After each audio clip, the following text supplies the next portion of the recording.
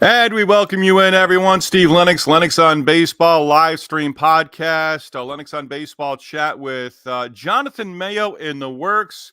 Waiting for Jonathan to connect with us. Hopefully that happens in the next couple of minutes. I've worked with Jonathan in the past on with MLB Advanced Media down in Cary, North Carolina for USA Baseball events. Jonathan last July releasing the book, publishing his first book, the book Smart, Wrong, Lucky, The Origin of Baseball's Unexpected Stars. It's a terrific book. Jonathan, there it is right there. Trying to do the overlay for the first time. So for many, that's a good thing that I'm out of there. But there is Jonathan's book right there, available where you go to and buy your books. Hey, go to bookstores. It's available there. Also available online as well, including on Amazon. But Jonathan, again, last year, book published in July of 2023, includes stories on Joey Votto, Jacob deGrom, Shane Bieber, Mookie Betts, Lorenzo Cain, Charlie Culberson, Ian Kinsler, and Albert Pujols. All have had terrific big league careers. All have different stories, relatable stories, and similar in some ways and a lot different in others. But just the way Jonathan captured each story for the book, telling the story and how scouts discovered these different guys. Jacob deGrom, Charlie Culberson as well, wanting to get to the big leagues any way possible. deGrom wanted to be a hitter, wanted to be a shortstop and a hitter along the way. So right now, we do welcome in Jonathan Mayo, just recently celebrating 25 years with MLB.com and MLB Pipeline. We'll touch on that as well. Jonathan, we entered today, I'm calling them our baseball home movies. So perhaps I could have gone Piano Man from Citi Field or Sweet Caroline from Fenway Park. I went Sweet Caroline, so maybe if you cringe at those every once in a while, that's what I brought us in with today. Appreciate you taking the time with us. You seem indifferent to both of them, or at least, I take that in the ballpark. I'm not a Sweet Caroline guy. I'll just leave it at that. All right. Well, that's what I opened with. I appreciate taking the time with us. We're going to get into the book, but I do want to celebrate and recognize you recently celebrating 25 years at MLB.com. Congratulations. As you talk to people about that, and me included here, what goes through your minds over that great accomplishment? That I am old as dirt. I understand. It's kind of surreal, Steve, that that I've been here for as long as I have. When I first started, this was before the expansion, of advanced media and all the club sites. So we were a staff of 3 or 4. And that was back in April of 1999. And it's kind of just been an unbelievable ride since then. And I've done a lot of different things. I've been able to kind of travel around the world covering baseball. I switched to focusing on minor league prospects in the draft full time in 2003 after a few years of doing kind of national major league coverage. And that's been my home since. It's had different iterations, but it's basically been the same kind of thing. So it's just it's been a very interesting ride for me, and I'm very grateful that I've been able to keep doing what I've been doing for 2.5 decades. So the other day I had Rick Vaughn on, longtime PR man with the Orioles and the Tampa Bay Devil Rays organization. And similar to you, when you got started, you mentioned we were an office of 3 or 4. I can relate to that, being an office of 2 or 3 during my early days in minor league baseball. But you and Rick, Rick started day one pretty much with the Rays organization. And, we don't have a team. We don't have a roster. We don't have a schedule yet. Can you draw the comparisons there? And who were those 3 or 4 people early on with you at MLB.com? Wow. Yeah. So I can draw the parallel. Obviously, I was working in the commissioner's office, so there was a larger, group. And, to tell you, I love telling these stories of when I would come in, I would walk by Frank Robinson's office. He was the czar of discipline. And so I'd walk in and Frank freaking Robinson would look up from his newspaper and wave to me. The guy who was Frank Robinson's assistant, answered his phone, did the sort of things, AJ Preller, now the general manager of the San Diego Padres. It was kind of crazy. So Christine DiStefano was the person responsible for me being here. She hired me.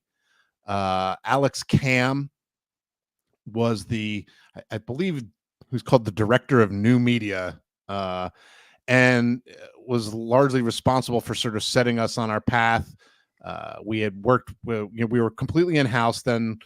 Sportsline, CBS Sportsline sort of hosted our site for a year, and that kind of launched us in the direction of bigger and better things. Christine was really responsible. I mean, she sat through all the meetings and all the design meetings with the developers for the new website, and she's the one who took a chance on me. And it kind of happened because I had interviewed for a job in the publishing department within the commissioner's office. Don Hintz was the director of publishing, and I was a finalist for that job, completely not qualified. But I thank Don because he was a New York Post reader and had seen some of my stuff, which is amazing because I wasn't writing all that regularly. But when Christine and the small group in Ox were looking to hire their first staff writer, they went to Don because the publishing department at the time put out a few magazines. They would do the All-Star Game program, the World Series program, things like that, and they used a lot of freelancers, people who were already in the business. And when Christine went to Don to ask for suggestions, he handed my resume over. And I guess he saw it as a good fit. I was younger. I wasn't attached. I wasn't covering a beat at a newspaper, so it wouldn't be hard. I was ready for a move from the New York Post anyway. And the rest, as they say, is history. So you mentioned the Post a couple of times there, and in a car ride at some point, either going from the USA Baseball Complex to the hotel or vice versa, or to a meal where I might have gotten you lost. You mentioned your time at the New York Post. Did you do the original Beating the Bushes? Were you one of the first guys to do that? Yes. Okay. Yeah, I don't know if that's what we called it back then, but I always had an affinity for that kind of thing. I also was the first, I guess we call it rotisserie baseball, back then. Okay. And that's I think that's what Don Hintz sort of saw, because it was a fantasy baseball column, but I treated it as the baseball, like kind of just as a baseball column. And I think that certainly helped. And at the time, there were not many people in sort of mainstream daily newspapers writing anything fantasy sports related. But yeah, I did start doing some of the minor league stuff. A lot of it was kind of about like ballparks and things like that, and not as much about prospects. But we sort of found a hybrid of that. I remember fondly doing a big, huge kind of roundup of, I think it was 4 minor league ballparks. You need a weekend getaway from the city. Here are minor league ball, kind of what they had to offer. So I've always sort of enjoyed that end of thing, career out of it. So we were just a couple of years away from the Queens Kings at St. John's, the Staten Island Yankees at the College of Staten Island, and then the 2 new ballparks in Staten Island and Brooklyn on the minor league side from there. A follow-up just early on in your career as an MLB Advanced Media became a thing and grew and grew and grew. There are always moments along the way where it's like, this is never going to work, but they almost went hand in hand as the internet continued to build. MLB Advanced Media came about, but was there ever a moment where it's like, this isn't going to take, or was it just okay, we were just building, and with that, the success came? I think more the latter. And we had the benefit of not being a typical internet startup because we had buy-in from 30 team owners. Right. So there was a foundation there. And obviously, if we had completely fallen on our faces and nothing worked and we were losing tons of money, then the owners would have pulled the plug at a certain point in time. And it took us a little time. I mean, I do remember when we first launched the new site, which would have been, I think, in January of 2001, as was often the case, especially back then, everything crashed. I mean, like everything. So it was like the first weekend. I think we may have launched. It may have been Super Bowl weekend. We thought, we kind of do it, in the shadows of the Super Bowl, and it just collapsed in a heap, like websites often did, and I think that probably still do. I was more directly involved, not with the the tech side, but knowing what was going on because I was there from the beginning, and we were a small group still back then. But yeah, I do remember, Steve, working a gazillion hours to get everything ready. This office space we had was, it easily 120 degrees Fahrenheit at all times. Where were you originally? It was in Chelsea Market. It was okay. But it was in a different space than what we moved to. It is funny now that we're back in the commissioner's office all together. But yeah, we were already in Chelsea Market, kind of on the first floor, where they're now where we were is now taken over by shops and things like that. But it was a sweatshop of sorts, and we were there around the clock, and a lot of blood, sweat, and tears poured into it. And then when it all kind of crashed, there was some panic, but the cooler heads prevailed, and we kind of got ourselves going, and and we're able to kind of move and build pretty quickly from there. So one more before we get into the book, and a couple of, pick your brain on some different things from 2024. I did not realize this. I learned a Jonathan Mayo fact, and I think I have it right. Did not confirm it with you with text this morning, but you were at Penn the same time as Doug Glanville? I was. That is correct. That's not really talked about that much. And you don't talk about yourself much at all, but did you know Doug? Did you know that he was on his way? So no, I did not know Doug. Okay. And I want to say, without looking, he was drafted in 91. Do I have that? Yes. Am I remembering that correctly? So when he was drafted, that was my first year. Like, I was in the spring semester, my first year of college. And so I remember the older guys at the Daily Pennsylvanian, we did a lot of things on him, but the baseball program didn't get a lot of attention. The field was way off, and it didn't. Mm-hmm. So I didn't know him. Now I've connected with Doug since then. I was happy to use that connection, and I've gotten to know him, and we're friends now, and we sort of talk about the time all the time. For me, in my brain, it's more that I was there when Jerome Allen and Matt Maloney were there, because they were the backcourt of the basketball team, and they both played in the NBA.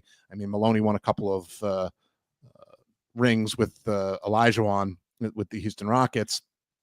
And so that's kind of more where my brain goes in terms of that point in time. But yeah, I was there with Doug, and it's funny in terms of how little I knew, about baseball. Like, after the fact, I would go down for homecoming, for football homecoming. So it wasn't until years later that I knew Mark DeRosa even played baseball. I was just like, oh, he's the quarterback. He was the quarterback. And then I saw him in Braves big league camp. And I remember talking to him then, going like, I didn't know, and back then, I mean, it was obviously years later, but I had no idea. And now look at him. So let's get into the book. You're almost a year into it in terms of being released last July. Congratulations, of course. Smart, Wrong, and Lucky, the origin of baseball's unexpected stars. As you came on, I had the overlay. I read it last August on the beach, not the entire book at the time, but that's where my photo was from. Let's start off with this, of the best compliment that you've gotten in person on the book. Wow. The best compliment in person. Well, can it be like I heard it through somebody else, so it wasn't quite in person? You can do that. All right. I mean, I can think of some in person. And listen, I think the in-person ones have been largely from people in the scouting industry who I've heard from, who really, thought, especially if they were involved in any of the stories, I have such great respect, and that's what, to me, in a lot of ways, as I said, I think in the introduction to the book, like, this is a love letter to the scouting industry, and how hard it is what they do and how hard they work at it. So the fact that people who I know respect and love the game, and I have such respect for, who felt that I captured what they do through these stories in a good way, that's all that mattered. But I will say that sort of kind of a cool thing that's happened since, and so this spring, I brought a few copies with me. With my goal was to gift copies to players who are subjects of the book, and not all of whom I actually got to talk to. So Mookie Betts does not like talking about himself, which may surprise people. Not in an egotistical way, but he's such a friendly, gregarious, approachable player, superstar, right? So if things had been normal, Steve, when I was working on this and it hadn't been COVID and then the lockout, and all these things that came into play, I probably would have tried to stake him out at spring training one year, gotten him for 10 minutes, but he did not want to just get on a Zoom and talk about himself. It's not who he was. So he's one of the couple of players I didn't talk to at length for the book, but I talked to every member of the Red Sox scouting staff at the time who had their hand in drafting him. So I was able to give him a copy of the book, and then he signed a copy for me. That's another goal I have. I have one copy for myself. I'm trying to get every subject to sign. And, I started to talk to him about his story. And I'm like, I don't know how much you know about what went into you getting drafted. He goes, well, I actually don't know that much. And I started to tell him, and he said, wait, is it in the book? And he goes, I was like, yeah. He's like, all right, well, I'll read it. I was like, okay, when the Dodgers come to Pittsburgh, my hometown, I was like, I'll come. You can give me your book report or your book review. Fast forward a little bit, and I get a message from Tommy Allison, who is one of the best veteran scouts. He works for the Dodgers now, and he actually was a cross-checker for the Red Sox, and he's in the chapter about Mookie Betts, and he wanted to relate to me that Mookie had read the chapter and was just marveling at how many people were involved in making him a member of the Boston Red Sox. Now, I don't know if he liked the writing. He just thought, wow, this is crazy how complicated and how detailed it was. So that's a very long-winded answer to your question. Okay, so at what point did you start the project, and at what point did you know you had something special, especially with the guys that you did pick? So during COVID, we were all searching for content. Right. And the scouts are, you've been around enough of them, they're great storytellers, right? You get them talking, and it's amazing. And I remember talking to Brian Bridges, who's now the scouting director for the Kansas City Royals. And I don't even remember what we were talking about. And we just started talking about stories of guys who were drafted. And he started telling me about Charlie Blackmon, who ended up in the book. I wrote an oral history story for MLB.com during COVID about the scouting of Charlie Blackmon. And in a nutshell, people should go obviously buy the book and read the chapter, but he didn't hit until his senior year of college. He was a left-handed pitcher, and Brian Bridges was the area scout for the Marlins and drafted him at a high school as an athletic left-handed pitcher. And so for a number of years, people just saw him as a left-handed pitcher and then an injured left-handed pitcher who failed. And he ended up, he hit almost 400 his senior year at Georgia Tech, went in the second round. And, I won't go into all the details, but I'm like, wow, that's a really great story. So I dug into it. I was able to get Charlie on the Zoom. Players during COVID were bored, so it worked out to my advantage. And the combination of doing that story and then talking to Brian Bridges, who had numerous examples, not all of them that fit for this kind of book, but I'm like, there are so many guys in baseball who were those under the radar later round picks or surprise second round picks. Joey Votto was a second rounder, but sort of came out of nowhere. And I was like, I bet this is a book. And, I kind of was off and running there. So it really started as a COVID project that, was this story I told for MLB.com. And then I was like, as I was working probably on that year's draft, anytime I talked to someone who'd been around the game for a while, I would ask them, hey, do you have any stories like that? And, there are plenty. I could easily come up with a sequel, and I might at some point. There we go. That was going to be my last question to you, talking about the book. So it's out there now. I love it. We talk about the cutting room floor on occasion with documentaries, with movies.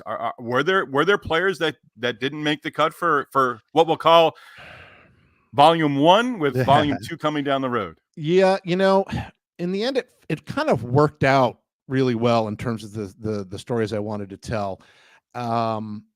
At one point I seriously considered Ronald Acuna, and I want to say he made the cutting room floor. It's just that I decided that I wanted to focus on the domestic draft. That's really where my strength is. That's what I focus on.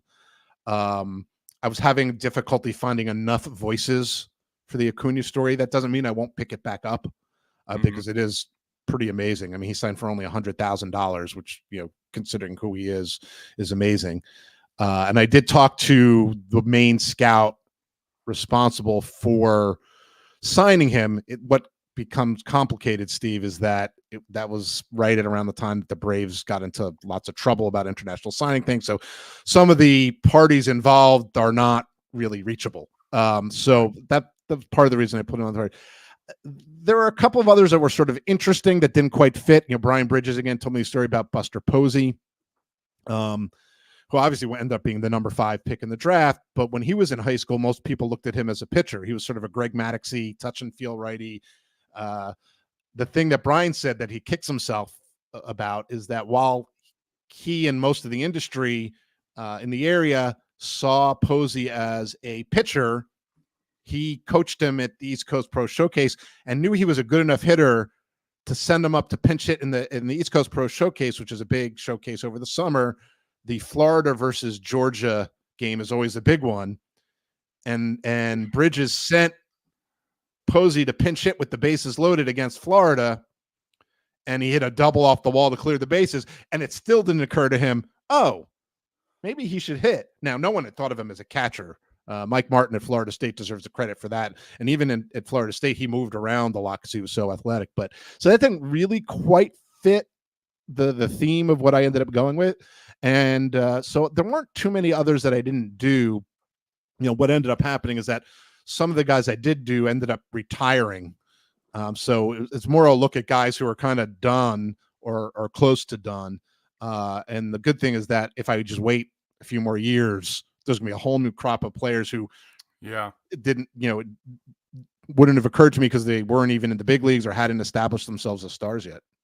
So, Jonathan, you mentioned Blackman, you mentioned Buster Posey there, and to bring up Jacob deGrom fitting right in this situation, because deGrom, as you were coming on and I was talking about the book initially, that's where I was going with deGrom of, hey, there's a stubbornness there to him that he wanted to play shortstop, he wanted to hit. The part of that chapter that really stuck out to me is that he ends up playing for Davey Johnson. Yeah. And at that point, Davey Johnson, terrific baseball career as a player, perhaps in the Hall of Fame down the road from his playing and his managing in the big leagues, World Series titles, all the different things on his resume. But he's got deGrom in the Florida Collegiate Summer League.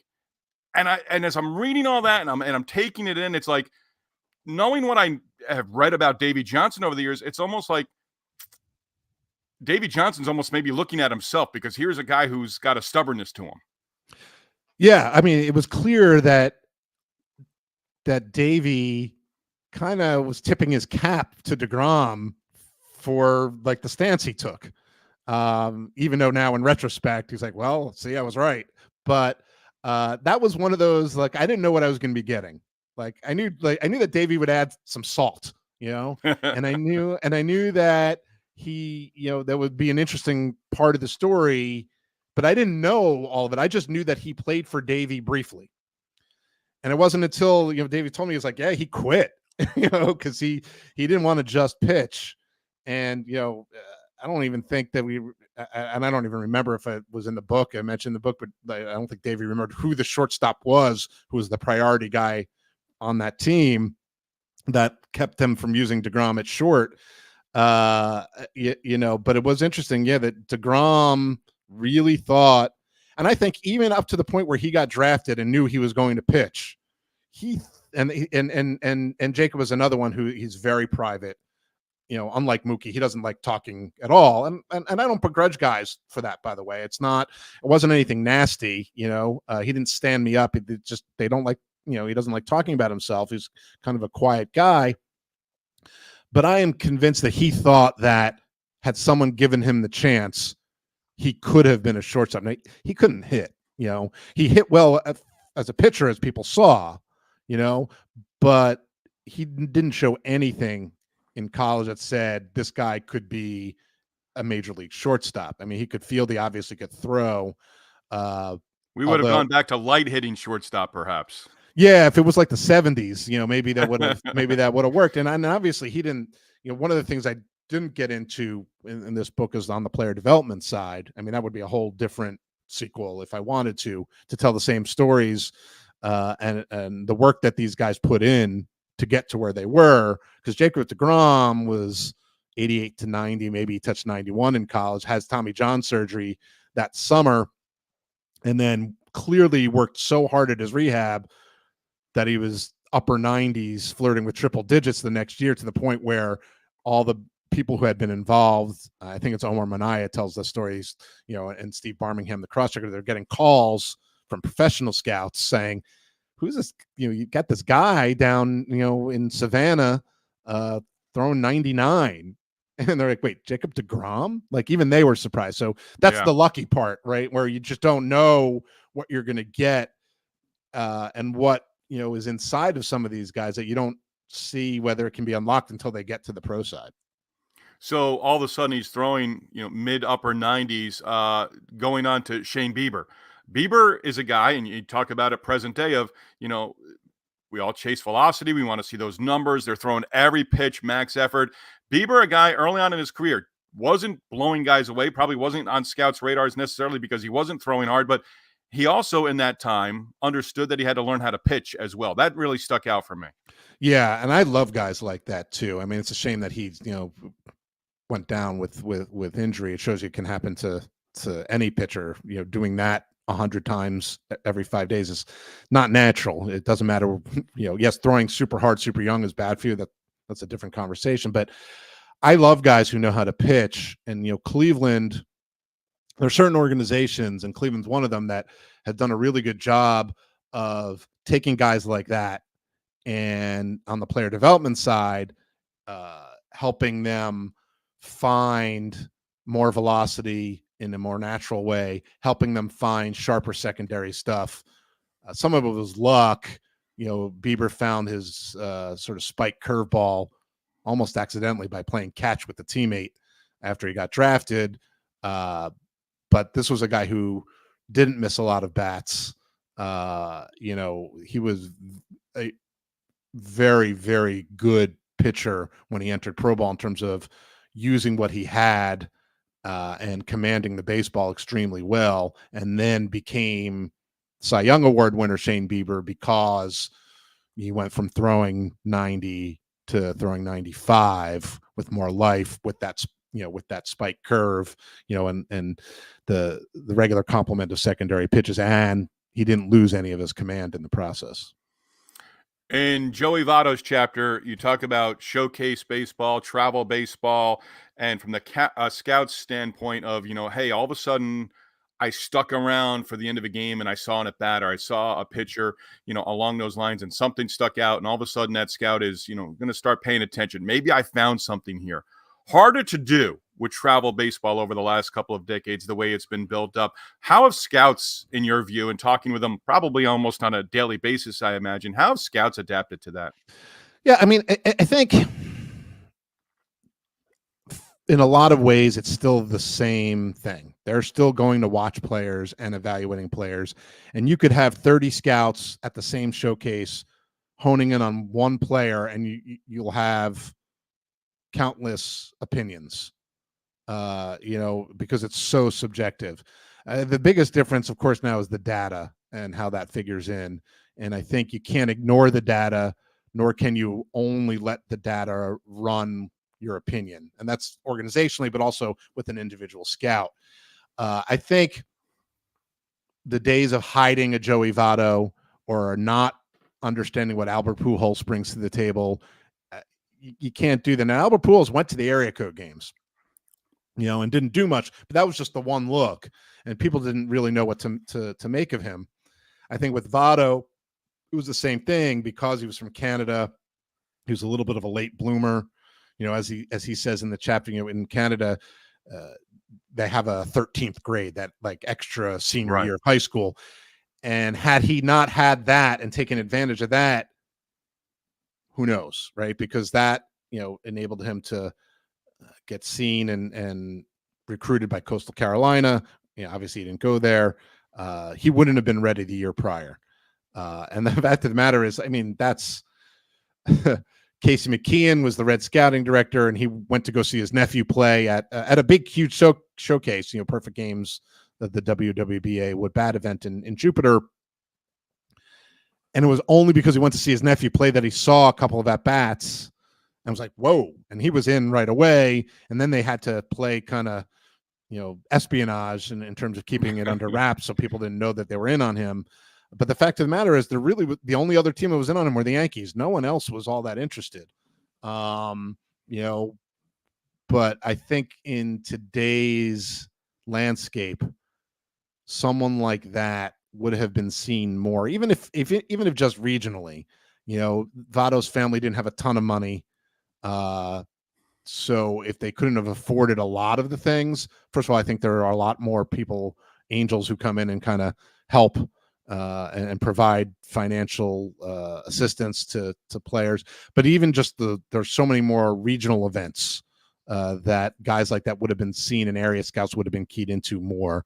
I know after that draft year, the Blue Jays made sure that they did not miss on anybody in their area. Maybe they wouldn't take him, but they made sure that they didn't miss someone. He was in their own backyard, and they did not have enough work done on him. Again, Jonathan Mayo's book, Smart, Wrong, and Lucky, The Origin of Baseball's Unexpected Stars, available on Amazon. You can also still find it in bookstores as well. We're coming up on a year since it was released in July of 2023. Want to get your thoughts on a couple of things, if you're willing to share them here. Present day, Paul Skeens in Pittsburgh, in your backyard, PNC Park, by Memorial Day. That's what I'm claiming right now. Oh, I'll take the under. Okay. He's gonna be up now. Whether it's in Pittsburgh on the road, I don't have the Pirates schedule in front of me. He will be up within the next 2 weeks. Is this as anticipated as Strasburg? Yes, his debut. I think so. I'm here, right? So being in Pittsburgh, it's different. We talk about it all the time. In prospect world, yes. I think it's a very strong parallel. And it's funny because as much as people clamoring, oh, why isn't he up yet? Why isn't he up yet? He's still going to be up faster than Strasburg was. Strasburg came up in June. Washington, D.C. is a bigger market, so maybe it was more. But I do think that it's pretty close to being the same, especially given how dominant Skeens has been in the minors, and everyone's been noticing. There's a lot more attention. Listen, throwing up his starts for free so people can watch them. I think that just adds to the excitement. That wasn't something that existed. I went to Strasburg's pro debut in Double-A. He happened to pitch in Altoona, and there were 50 media members there, and that was 2010. I do think there are a lot of similarities.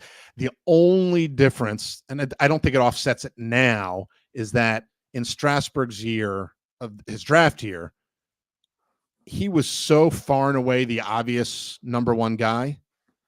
And this last year's draft was so stacked at the top that it was unclear. There were 5 guys who really could have made claim to be the number one guy. So that, including his teammate, Dylan Cruz. So that maybe separated the pre-draft hype a little bit, but since, I think it's pretty equivalent. Have you talked to him at all? Have you had one-on-one with him, or have you talked to people about him? His personality seems to be that DeGrom Strasburg world. We had him on our podcast before the draft. I wouldn't call him gregarious, but when you get him talking about pitching, my colleague Sam Dykstra just went to Indianapolis, and he did like a breakdown of him talking about all his different pitches. He has like 5 now because he's got that splinker or whatever you want to call it. It's one of the most unhittable pitches I've ever seen in my life. He's pretty good. I think he's really smart. He is kind of intense. I don't think I don't think he's ever going to be one of these like, wow, that was great. What great quotes and things like that, from a media standpoint, but I think he's going to be just fine. And I think he's going to be, considering that the guy is going to be the face of the franchise from the second he gets here, I think he's going to be a really good kind of role model, and showing people, to go about the right way. I had already heard how much he'd rubbed off on the other young pitchers in the Pirates system, and they've got some really, really good pitching, amassed, especially in Double-A, some other top 100 guys, and they had already learned a lot about how he goes about his business and his preparation, considering that they had more time in the program, but he had already taken it to another level, and I think he's going to be a good teammate in that regard. Now that we're a handful of days with Jackson Holliday going back down to AAA in the Orioles organization, what are your thoughts currently about how everything sort of played out with Holliday and getting that short stint with Baltimore? I think the one thing the Orioles knew was that if he struggled, he was going to be just fine. He's got such a good head on his shoulders, Steve. Was it a little surprising? I think the only thing that was a little surprising is how much swing and miss there was. I think maybe he just was trying to do a little too much. He's a teenager, with 1 year of pro ball under his belt. This game is hard. I bring up all the time the fact that Mike Trout was terrible the first time he came up to the big leagues, went back down to the minors, and it wasn't until the following year that he was the Mike Trout we all have come to know and love. So he's going to be just fine. He's already hitting back in AAA. I think that whenever they decide to bring him back up, that will be the last time. I think he learned a lot, and he's going to take those lessons. And if it's later this year, if it's next year when he'll be 20, it's fine. It's not like he's stalled out. So it's just, people make a lot out of a small sample all the time, but when it's right out of the gate, it's much more noticeable. Let's say he'd been up all year and he was doing fine, and then had a stretch in June or July of the same amount of time. No one would even notice, other than, the people following him every day. It's just that right out of the gate, it's a little more glaring. But Corbin Carroll's been struggling, and he won Rookie of the Year, right? So I think that I am not at all concerned. He is an extremely good player. It does not change where we would rank him. We're happy to have him as our number 1 prospect for a little while longer, so we don't have to figure out who's next, because both he and Churio would have graduated, and I guess Skeens would have been the number 1, but he's going to graduate. So yeah, for a brief time. So happy to still have him as a prospect. I hope it's for not for too much longer, because I think he is already showing that he's just fine. He didn't go down and sulk. He went down and got back to work, and that's who he is. So in your latest newsletter, and I'm trying to do something daily to sort of stay involved, and I do daily recap, and I have a little segment at the end, random thoughts, and I throw out there, when was the last time you heard the name? And you took me back to the clubhouse in Wilmington, Delaware, with the Wilmington Blue Rocks, and Chris Labansky is in there as he's being drafted that year by the Royals organization just down the road, or up the road in Pennsylvania, and he's in the clubhouse there. And you mentioned Chris Labansky, one of the players in your newsletter this week. So thank you for that. That took me down memory lane. Sure. But boy, oh boy, there's a guy who just, he just didn't get to the big leagues, and have the success that they thought he was going to have. But there are a lot of misses, just like there are a lot of hits. Well, I could do that book too, Steve, and in a lot of ways that interests me. And scouts love to talk about the guys they whiffed on, but the problem is, you don't have to be a a marketing guru to know that a book with pictures of guys that no one has ever heard of isn't going to sell as well. Maybe if I do 2 of these and they do, they do well, then I could do that one. And, Lubanski was the number 5 overall pick in the draft. And, the thing is, one of the things you don't know about high school players, and usually it's more risky with the pitchers, because of injuries and things like that. But with hitter, you don't know how they're going to develop. And Lubanski was a guy who was really athletic, could run, and it looked like he was going to be maybe a center fielder with a little bit of pop. And then by the time he made it to AAA, he had kind of morphed into, he had slowed down. He was a corner outfield guy, and he was a kind of a power over hit. And I don't know if he just was, trying too hard to, like, that looked like that was the way to the big leagues. So he was selling out for power too much. He'd gotten a little too stiff. Now, if you go back and look at his numbers at the upper levels, I'm a little surprised he didn't get more opportunities as a first-round pick and didn't touch the big leagues. But, I think there were too many holes in the swing at that point. He went on and got his degree from Penn. He's doing just fine. I would love to reconnect with him.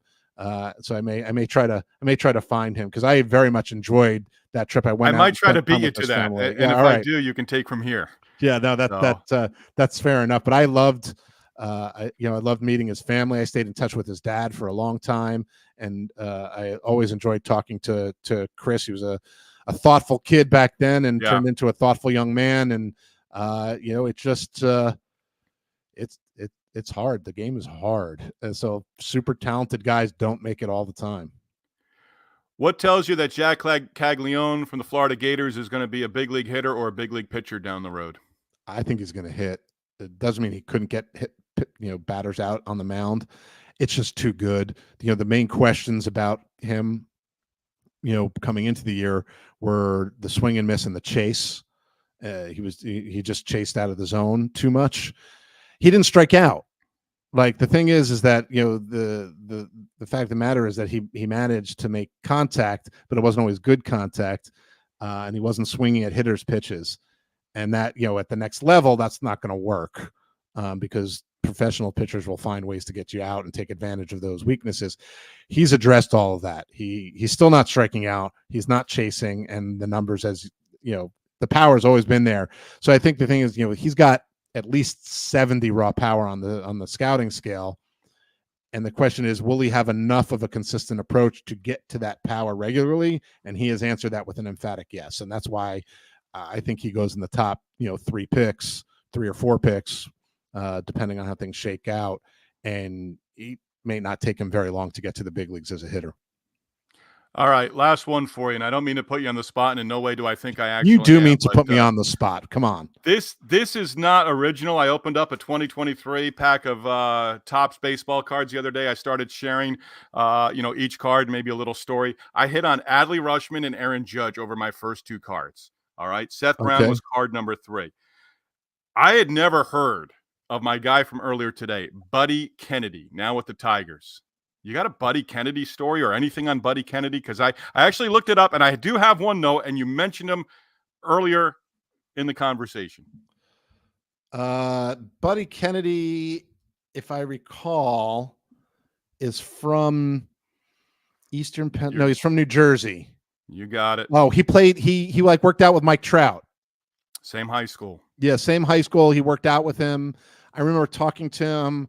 I think he's in the big. He's like, if you with the Tigers now. Yeah, I didn't even realize he made it to the big leagues. I kind of lose track after a while. I think I remember talking to him. He played in the Arizona Fall League in 2021, and I remember talking to him. He had come off a really good year where he had made it to AA for the first time, and that was the first year after COVID, and that kind of set him on his way. He was good. I mean, 2022 was just okay. We made it to the big leagues with the Diamondbacks last year. He was good in the minors. He can hit some, but yeah, the Millville high school connection. I do remember that he would go back in the offseason and get to work out with Mike Trout when he was kind of a little known minor leaguer. That's all I got for you on Buddy Kennedy.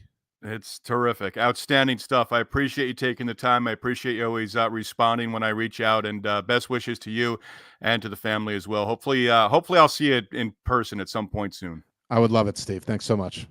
Jonathan Mayo joining us from MLB.com and MLB Pipeline as well, giving us just some terrific stuff there. Again, the book, Smart, Wrong, and Lucky, The Origin of Baseball's Unexpected Stars. He hits on Joey Votto, Jacob deGrom, Shane Bieber, Mookie Betts, Lorenzo Cain, Charlie Blackmon. If I said Culberson earlier before Jonathan came on, shame on me. Ian Kinsler and Albert Pujols. All amazing stories on how they were found, how they were discovered, how they developed, and how they got to the big leagues as well. Great stuff from Jonathan Mayo. That book available online, including Amazon.com. Our recap of day number 35 of the Major League Baseball season is up. More interviews to come next week, working on a couple that I have not confirmed yet, but when we do, we will share those with you as well. Subscribe to our YouTube channel. Our conversations already with Matt Cleveland, former big leaguer head baseball coach down in Florida at the high school level for many years, and coached at Haggerty High School in Oviedo, Florida, both Riley Green of the Detroit Tigers and Vaughn Grissom, who is going to make his big league, or I shouldn't say big league debut, his Red Sox debut in the coming days as well. Interview with author Eric Sherman. Interview from earlier this week with Rick Vaughn, a longtime PR man for both the Baltimore Orioles and Tampa Bay organizations as well. Great conversations as we continue to build what we're doing, but a tip of the cap, job well done, and an outstanding job by friend Jonathan Mayo as well. Day baseball, plenty of it coming your way. Enjoy it. Enjoy your Thursday. And as always, we appreciate the support along the way.